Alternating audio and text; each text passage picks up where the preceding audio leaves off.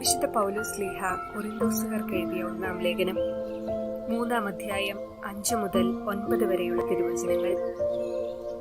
അപ്പോളോസ് ആരാണ്? പൗലോസ് ആരാണ്? കർത്താവ് നിശ്ചയിച്ചു തന്നതനുസരിച്ച് നിങ്ങളെ വിശ്വാസത്തിലേക്ക് നയിച്ച ശുശ്രൂഷകർ മാത്രം. ഞാൻ നട്ടു, അപ്പോളോസ് നനച്ചു, എന്നാൽ ദൈവമാണ് വളർത്തിയത്. അതുകൊണ്ട് നടുന്നവനോ നനയ്ക്കുന്നവനുമല്ല, വളർത്തുന്നവനായ ദൈവത്തിനാണ് പ്രാധാന്യം. നടുന്നവനും നനയ്ക്കുന്നവനും തുല്യരാണ്. ജോലിക്ക് തക്ക കൂലി ഓരോരുത്തർക്കും ലഭിക്കും. ഞങ്ങൾ ദൈവത്തിന്റെ കൂട്ടുവേലക്കാരാണ്. നിങ്ങളാകട്ടെ ദൈവത്തിന്റെ വയലും വീടും. ഓർമ്മിക്കുക, തിരുസഭ ഇന്ന് വിശുദ്ധ റെയ്മണ്ട് നൊണ്ണാത്തൂസിന്റെ ഓർമ്മദിനം ആഘോഷിക്കുന്നു. ആരും കൂടുതൽ അറിയപ്പെടാത്തൊരു വിശുദ്ധൻ. സ്പെയിനിലെ കത്തലോണായിലെ പോർത്തല്ലയിൽ ജനിച്ചു. ജന്മം നൽകുന്നതിന് മുൻപ് തന്നെ അമ്മ മരിച്ചു. സ്വാഭാവിക ജനനമല്ലാത്തതിനാൽ റെയ്മണ്ടിന് നൊണ്ണാത്തൂസ് എന്ന പേര് കൂടി ലഭിച്ചു. അദ്ദേഹത്തിന്റെ കുടുംബം കുലീനമായിരുന്നെങ്കിലും വലിയ സാമ്പത്തികമില്ലായിരുന്നു. ഭക്തകാര്യങ്ങളിലും കൃത്യനിർവഹണത്തിലും ബാല്യത്തിൽ തന്നെ വലിയ തൽപരനായിരുന്നു. പ്രായപൂർത്തി വന്നപ്പോൾ അടിമകളുടെ മോചനത്തിനുള്ള കാരുണ്യ മാതാവിന്റെ സഭയിൽ അംഗമായി ചേർന്നു. സഭാസ്ഥാപകനായ വിശുദ്ധ പീറ്റർ നൊളെസ്കോ തന്നെയാണ് റെയ്മണ്ടിന്റെ വ്രതം സ്വീകരിച്ചത്. അവന്റെ എളിമയും തീക്ഷ്ണതയും ഇതര സഭാംഗങ്ങളുടെ പ്രശംസയ്ക്ക് പാത്രീഭൂതനായി. അധികം വൈകാതെ റെയ്മണ്ടിനെ ആൾജിയേഴ്സിലേക്ക് അടിമകളുടെ സ്വാതന്ത്ര്യത്തിനായി അയച്ചു.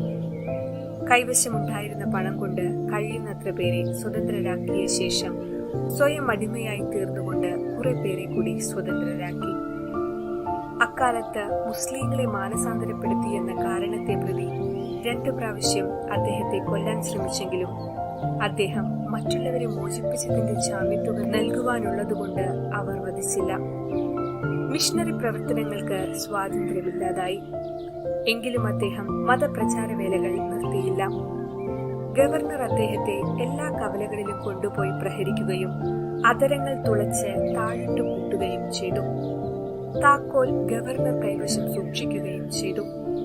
കഷ്ടിച്ചുള്ള ഭക്ഷണം മാത്രം നൽകിപ്പോന്നു. 8 മാസം ഇങ്ങനെ ഇരുൾമുറിയിൽ കിടന്നു.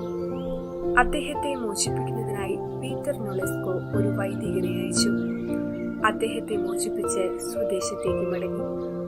അവിടെ എത്തിയ ഉടനെ ഗ്രിഗറി 9 മാർപ്പാപ്പ അദ്ദേഹത്തെ കർദിനാളായി ഉയർത്തി. സ്ഥാനമാറ്റം അദ്ദേഹത്തിന്റെ എളിയ പ്രവൃത്തിയിൽ യാതൊരു മാറ്റവും ഉണ്ടാക്കിയില്ല. മാർപ്പാപ്പയെ സഹായിക്കുന്നതിനായി അദ്ദേഹത്തെ റോമിലേക്ക് വിളിച്ചു. എന്നാൽ അദ്ദേഹം അവിടെ എത്തിയപ്പോഴേക്കും രോഗം പിടിപെട്ടു. 1240 ഓഗസ്റ്റ് 31-ാം തീയതി 36-ാമത്തെ വയസ്സിൽ നിത്യസമ്മാനത്തിനായി വിളിക്കപ്പെട്ടു. 1687 അലക്സാണ്ടർ 7 മാർപ്പാപ്പ അദ്ദേഹത്തെ വിശുദ്ധ ഗണത്തിലേക്ക് ഉയർത്തി.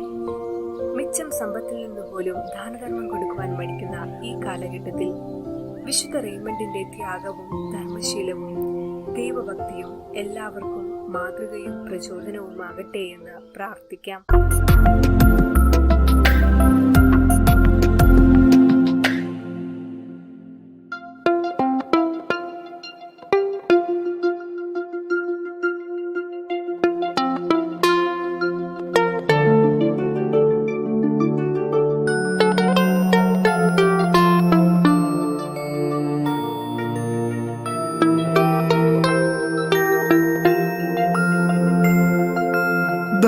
ദാനമായി നീ നൽകിയൻ ജീവിതം നാഥ,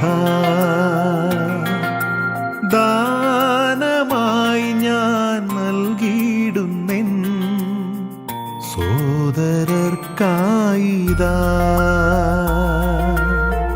ശൂന്യമാമീ മൺകുടത്തെ ഏറ്റെടുത്തു നീ,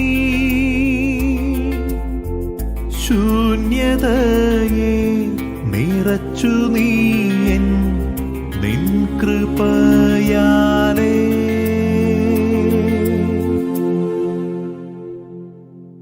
ദാനമായി നീ നൽകിയൻ ജീവിതം നാഥ.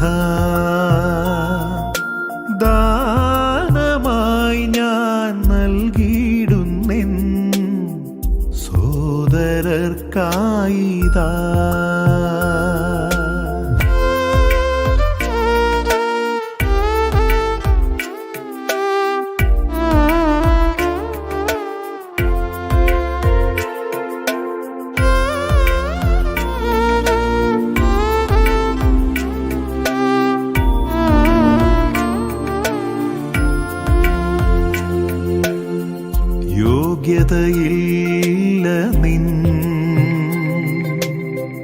യാഗമർപ്പിക്കുവാൻ.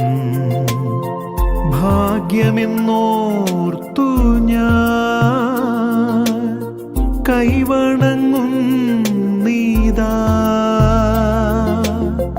യോഗ്യതയില്ല നിൻ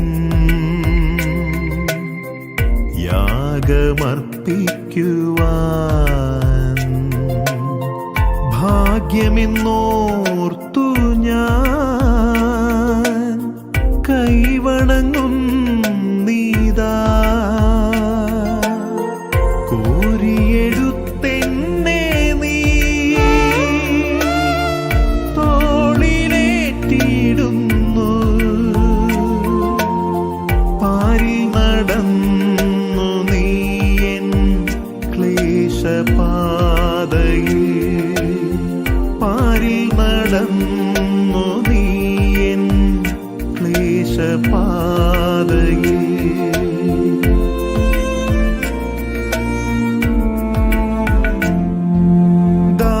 ദാനമായി നീ നൽകിയൻ ജീവിതം നാഥാ. ദാനമായി ഞാൻ നൽകിടുന്നെൻ സോദരർക്കായിതാ.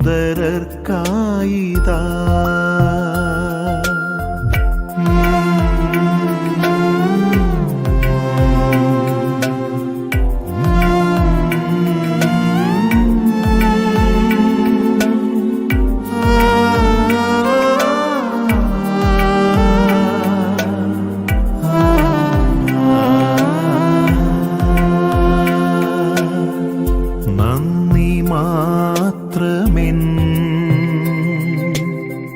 നാവിലണയുന്നിതാ. സന്നിധാനത്തിലെന്നും ചേർന്നു നിൽക്കുന്നിതാ. നന്ദി മാത്രമെൻ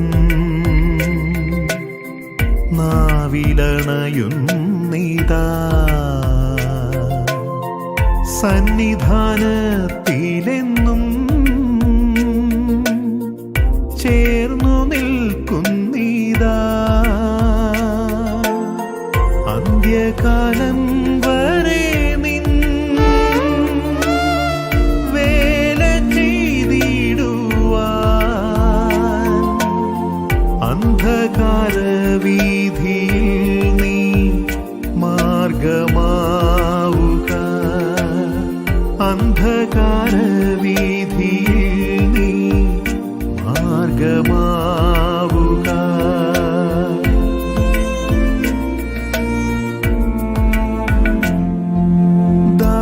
ദാനമായി നീ നൽകിയൻ ജീവിതം നാഥാ. ദാനമായി ഞാൻ നൽകിടുന്നെൻ സോദരർക്കായിതാ. ശൂന്യമാമീ മൺകുടത്തെ ഏറ്റെടുത്തു നീ. ശൂന്യതയെ നിറച്ചു